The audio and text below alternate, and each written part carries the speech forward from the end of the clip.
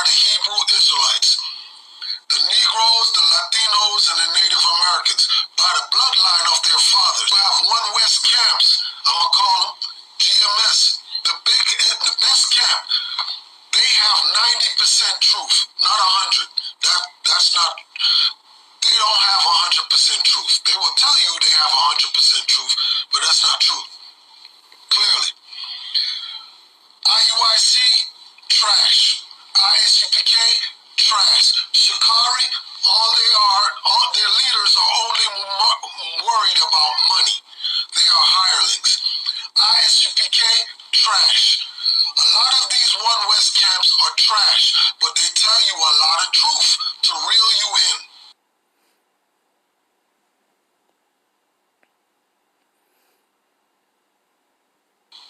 Now, the topic is GMS. They teach that, and I love them brothers, but I got to bring it out, and I don't care what they say about me.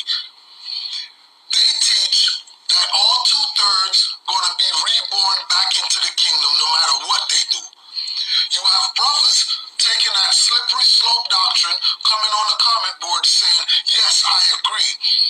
No matter what you do, as a 2/3, you're going to be reborn back in the kingdom.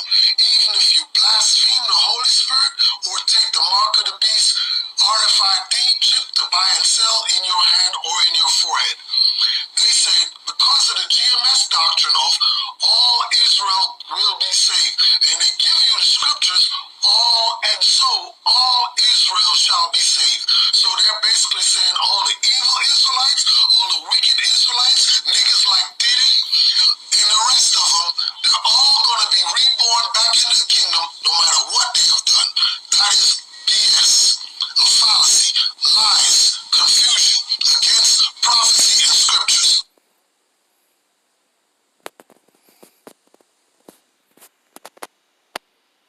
So brothers of GMS and One West camp, they will say there is no hell. Hell is only one definition, in the physical form and not in the spiritual form. That's a lie. Hell has two definitions. Here is one definition in the physical form. Psalms 18 verse 5. The sorrows of hell compass me about. The snares of death prevented me. Something else going to happen. Some form of other punishment for their wickedness. And they have laid their swords under their heads, but their iniquities shall be upon their bones. Though they were the terror of the mighty in the land of the living, like the Edomites, they tormented us day and night. And you brothers really believe Lord Rothschild, he lived so good while he was alive. He's one of the richest men on earth, right? And then he died in his old age. Never seen no oppression, no poverty, nothing, right? Now, brothers go on to say, he's in the spiritual realm in heaven. What?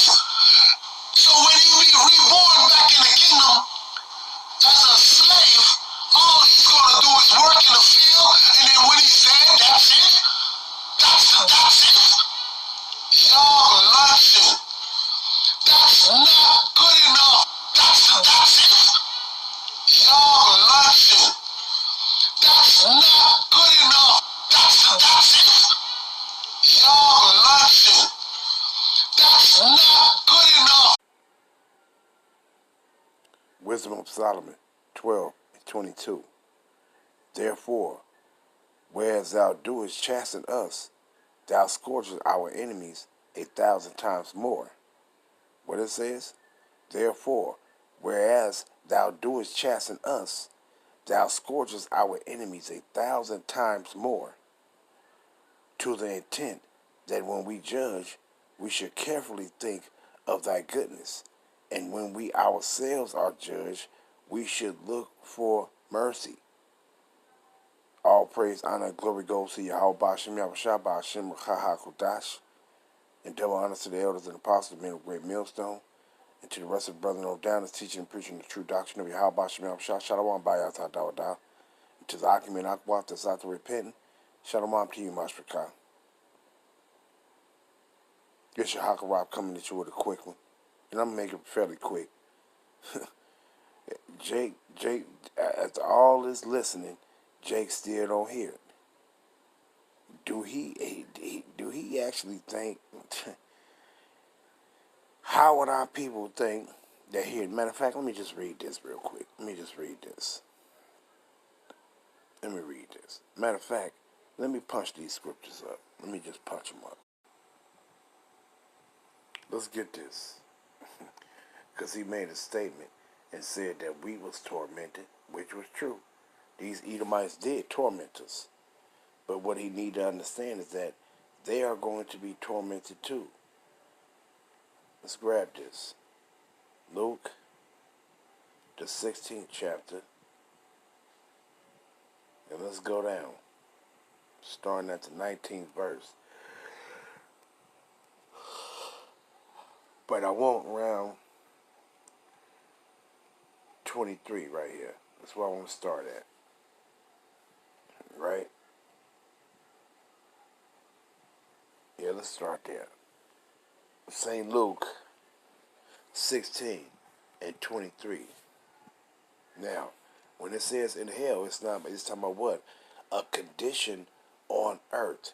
It ain't talking about in some dark, deep, dark realm that's burning with fire for all eternity. No.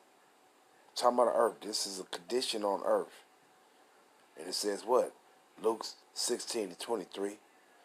And in hell he lifted up his eyes, being in torments. And who was in torments? The rich man. He gonna be in torments. See? Because these Edomites tormented us day and night in our captivity. And they still torment our people, in some type of form or fashion now. See?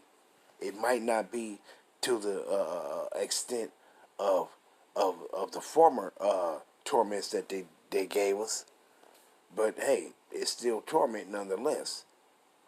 But the only reason why they not tormenting you the way they used to is because the Most High is in control of all the tormenting. See? He play on the minds of the people to get them to carry out his judgment. And that's the same thing he gonna do when we get them in captivity. They ain't just gonna be just working in the fields like they go just work in the fields and say, oh, it's a nice day. Let me just take a rest and can you squeeze me some nice lemon tea and I could just relax for a minute. Hell no, it ain't gonna be like that. They are going to be tormented in the kingdom. Why do you think the scripture says when Mashiach said, and he gonna rule them with a rod of iron? Do you know what that rod of iron symbolized? Harsh rulership. These Edomites going to be tormented. See?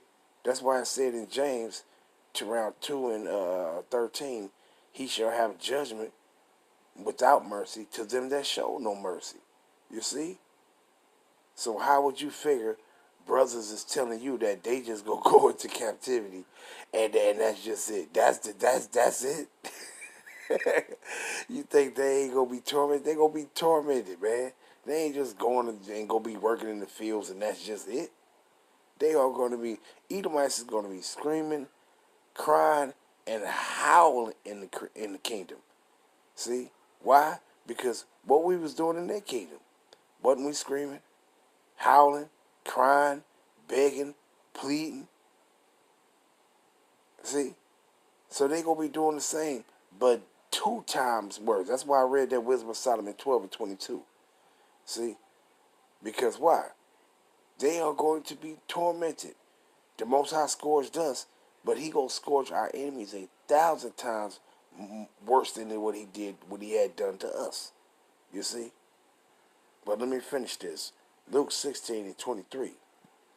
And in hell he lifted up his eyes, meaning in their captivity, being in torments, and seeing Abraham afar off and Lazarus in his bosom.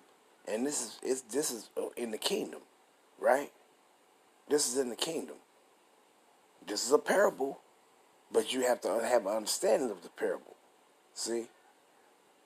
And what he saw Abraham, Isaac, Jacob, Esau, the rest of the Israelites living it up in the kingdom, and they gonna be fucking downtrodden. They gonna be on the bottom of the bottom, looking up at the bottom.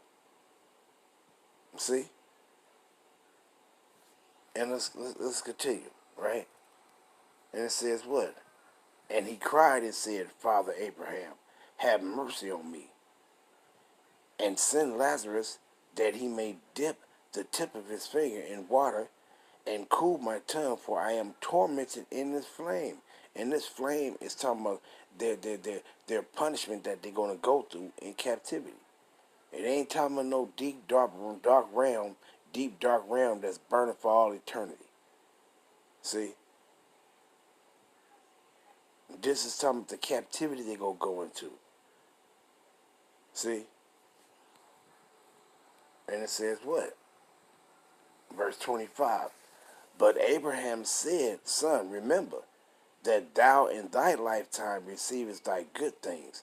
And didn't he, what did he say? He said Rothschild, didn't he lived it up. He ain't had they had everything they could want. Their eyes stand out with fatness. You know, didn't he say that? Yeah, he did. And then what? You think he just gonna come back and work in the fields and that's it? No, that ain't it. They gonna be tormented, brutal, just how we was, but worse. See, but what it says. But Abraham said, Son, remember that thou in thy lifetime receivest thy good things, and likewise Lazarus evil things. But now is he comforted, and thou art tormented. You see, so they are going to be tormented in the kingdom. See, these Edomites are going to be tormented, brutally tormented. See?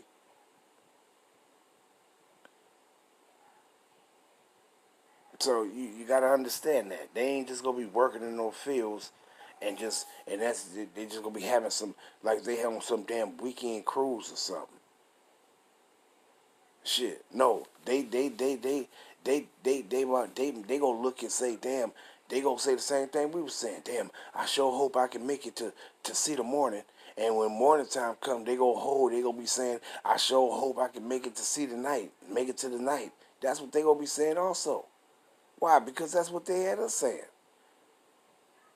See?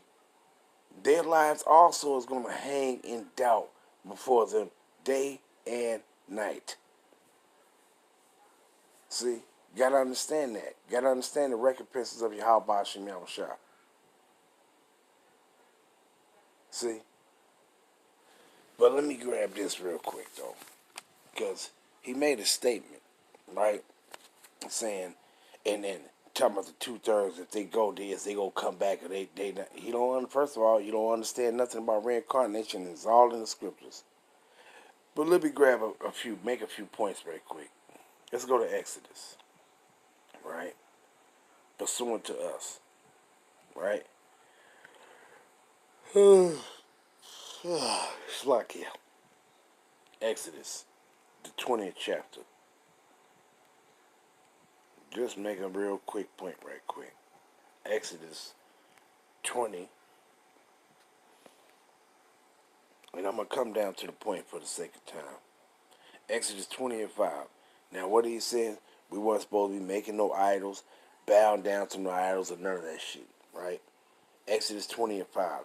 Thou shalt not bow down thyself to them, nor serve them, for I, the Lord Yahweh, thy power, am a jealous power, visiting the iniquity, listen closely, visiting the iniquity of the fathers upon the children, and to the third and fourth generation of them that hate me.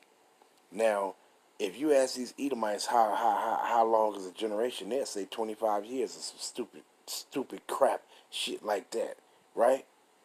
But what do the scriptures say about this 3 and 4 generations? How many years is it? See, and I'm just making a point to show you that what? He says he's going to what? Visit the iniquity of the fathers upon the children and to the third and fourth generation of them that hate me. Now, did the children hate him? No, how could the children hate them when they being born from they the posterity of their fathers? So how could they hate them? Because why? The children that came back in the third and fourth generation, you are your forefathers. See, we in this captivity right now. Those of us that we still in this captivity, we was those of our people back then who came over here in captivity. And 3 or 4 generations later, the Most High sent you back. You came back and you were still serving out your punishment. You see? Visiting the iniquity of the fathers upon the children. Because why? The children are the fathers. See? But let me show you this third and fourth generation what it's talking about, right? Before I go to the next one real quick. Now, let's go to Genesis, right? This third and fourth generation thing. Let's go to Genesis 15th chapter, just to show this real quick. Let's make this point. Genesis 15, let's go down to 13. And it says what? And he said unto Abraham, know of a surety that thy seed shall be a stranger in a land that is not theirs, and shall serve them, and they shall afflict them 400 years. Right? But what it says.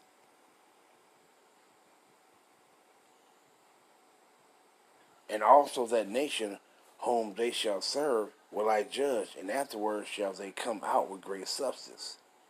But what it says, is that what I wanted? And thou shalt go to thy fathers in peace, thou shalt be buried in a good old age. But it says what? But in the fourth generation they shall come hither again. For the what? Iniquity of the Amorites is not yet full. But what did he say? He said 400 years, right? But then here he said in the fourth generation. So how many years is that fourth generation? Just told you, 400 years, right? So he said he was going to visit the iniquity of the fathers, of our forefathers, upon us into the third and fourth generation of them that hate him, that hated Yahweh Bashim Shah, that hated to keep his ways. See, that hated to worship and serve only him. See? So every third and fourth generation, you will come back. See? And that punishment came upon us. Let me show this real quick. Let's go here. Let's go to Isaiah real quick. I just wanted to show that to make that point, right? Because that for 3 and 4 generations, it's talking about what? Every third and fourth generation, the 300 and 400 year mark, and that's quick. That all it takes is a few generations. Because within your lifespan, what did he say?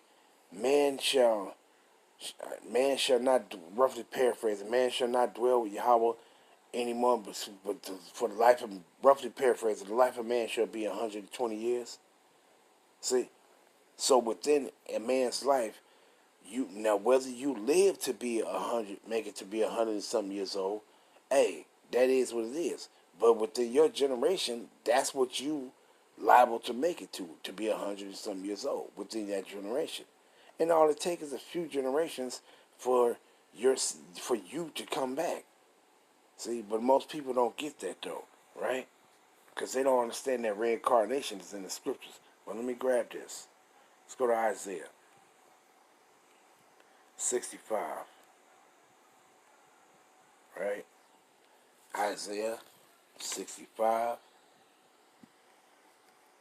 and let's start here at verse 6. It says, Isaiah 65 and 6, behold, it is written before me, and I will not keep silence, but will recompense, even recompense into their bosom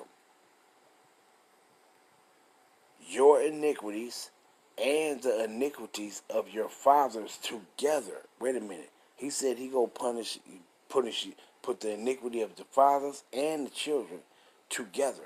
How you gonna do that? But let's listen closely. Thus said Yahweh, which have burnt incense upon the mountains, and blasphemed me upon the hills. What was we doing? When he said we was going to bow down and to these other idols, he says, what he going to do? He going to visit the iniquity of the fathers upon the children into the third and fourth generation of them that hate me, right? And what did he say here?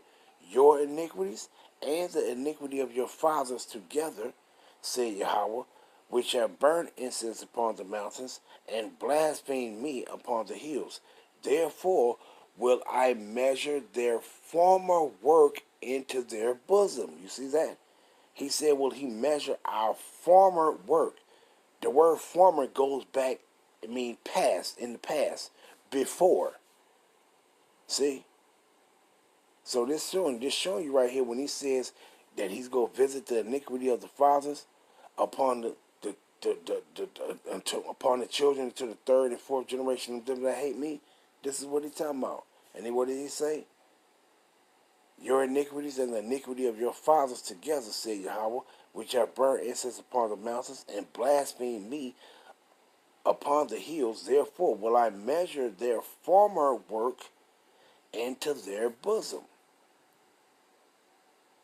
See? As a matter of fact, I want to actually go into that word right quick. I want to go into that word. Slakia. I want to go into that word right quick. I'm going to check that out. Let's go into that former right quick.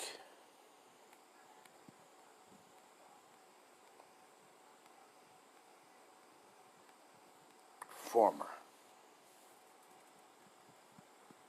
Ra'ashawan. Ra'ashawan. It says first, primary, former of time, ancestors. You see what it say right there? So what did he say? It says ancestors right there. Who's the ancestors? Your fathers. So he says that he gonna do what? He's gonna punish you for your former works. Meaning what? We are our forefathers. You see that? And it's the same way with these Edomites. When they coming back in the kingdom, yeah, they coming back in the kingdom, and they ain't just gonna be just working in the fields. They gonna be howling, screaming, crying, begging, and pleading. They gonna be tormented. See? But individuals don't get that though. They just don't get it. Just don't get it. But let me grab this right quick though. Just a couple more.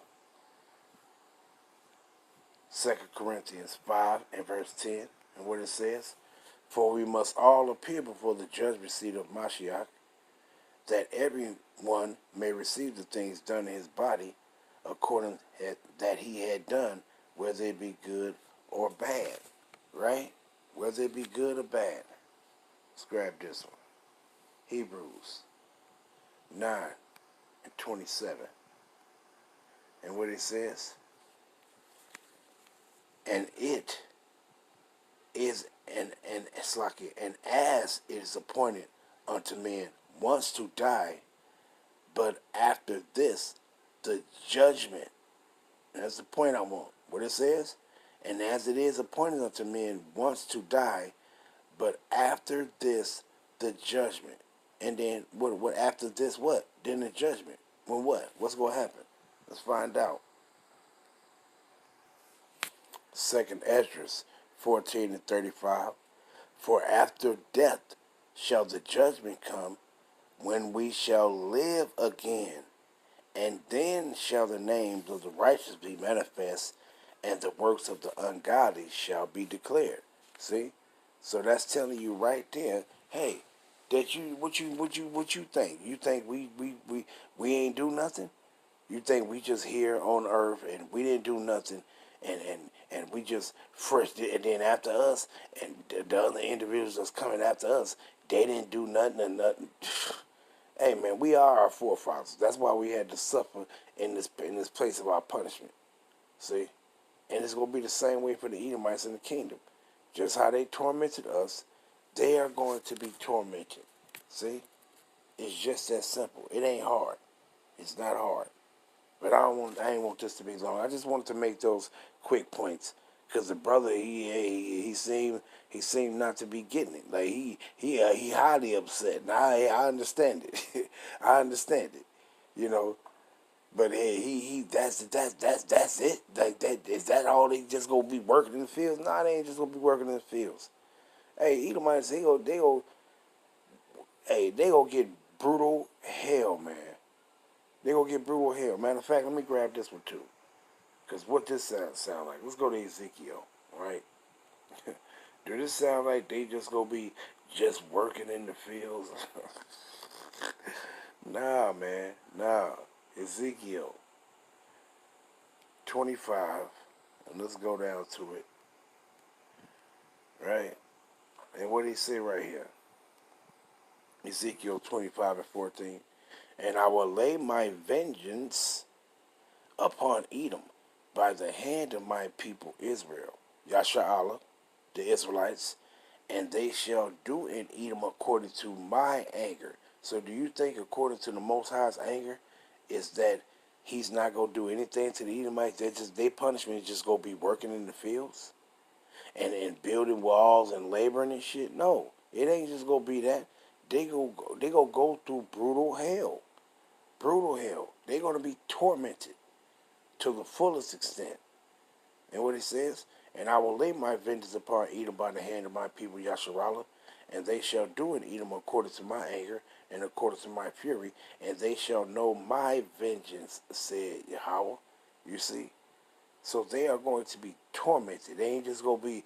He just gonna come back in the kingdom and he just gonna be working in the fields and that's it? That's it? Like, come on, man. Like, you don't get it? But I'm gonna end it off there. All honor, praise, and glory goes to you. How about Shemal Shabbat Shemakahakodash? Shalom, Yasharallah.